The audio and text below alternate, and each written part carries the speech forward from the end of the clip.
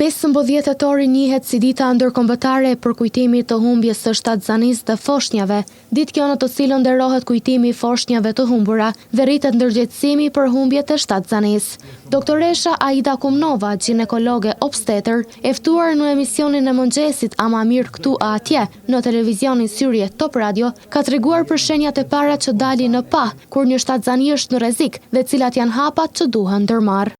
Tash varësisht në cilin periudhë kohore jemi duke biseduar, se shtatzania ndahet në 3 periudha, në 3 mujorin e parë, të dytë dhe të tretë. Nëse kemi të bëjmë me 3 mujorin e parë të shtatzanisë, domethënë rreziku i saj është me gjakderdhje, kur pacientja ka dhimbje të fundit të barkut dhe një gjakderdhje, atëherë menjëherë duhet të kërkojë ndihmën e mjekut në mënyrë që të parandalojmë.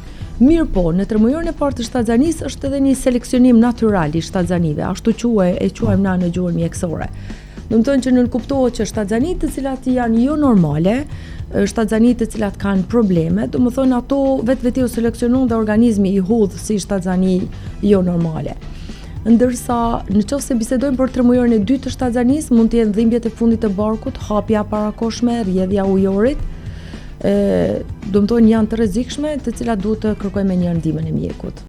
E pyetur për ndikimin e stresit në shtatzani, ginekologja tha se ky faktor është negativ në zhvillimin e frytit.